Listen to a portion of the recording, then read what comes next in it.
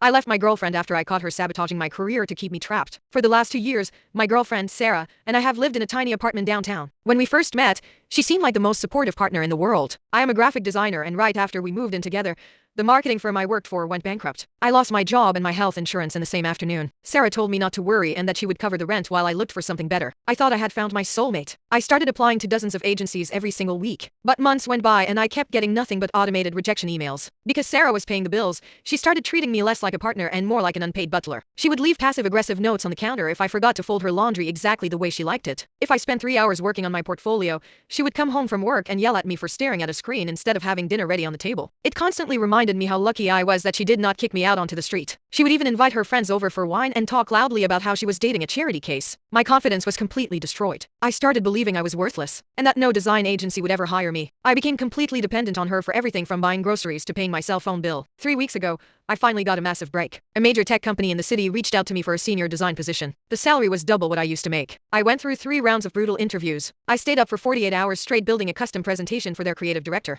After the final interview, they told me they would email me their official decision by Friday. I told Sarah the good news at dinner. Instead of being happy for me, she looked incredibly annoyed. She said corporate jobs are soul-sucking and I probably would not fit in with their fast-paced culture. Anyway, Friday came and went. I sat at my laptop refreshing my email every 10 minutes. Nothing came through. By Monday morning, I was absolutely crushed. I assumed they hired someone else and ghosted me. Sarah patted me on the back and told me it was for the best because now I could focus on deep cleaning the apartment before her parents came to visit for the holidays. On Tuesday afternoon, I was scrubbing the bathtub when my phone rang. It was an unknown number. I picked it up and it was the lead recruiter from the tech company. She sounded extremely confused. She said they were disappointed that I officially declined their job offer over the weekend, but she wanted to call and personally ask for feedback on why I turned them down. My stomach hit the floor. I asked her what she was talking about. She told me they sent me an official offer letter on Friday morning at 9. She said they received an email reply from my account on Friday night formally rejecting the offer and stating I was moving out of state to take care of family. I hung up the phone and ran to my laptop. I tore through my email account. There was nothing in my inbox or my sent folder. Then I checked the deleted folder. There it was. An official offer letter for $95,000 a year with full benefits. Right beneath it was a reply sent from my email address politely declining the job. Sarah had my laptop password because we sometimes watched movies on it while I was taking a shower on Friday night.